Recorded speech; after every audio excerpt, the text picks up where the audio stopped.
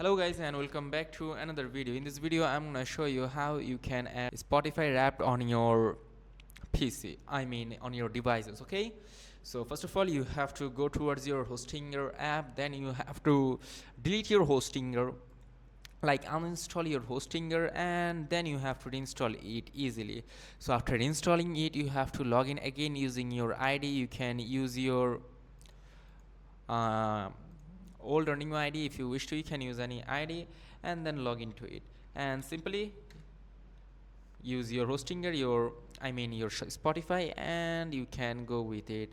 Your Wrapped is now installed to it.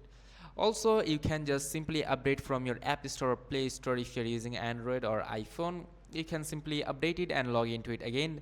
This is another simple way you can do it. Okay, so if this video was helpful, do not forget to like and subscribe to the channel. Till then, take care, goodbye, see you on to another video, and make sure to check the link in the description box or in the pinned comments.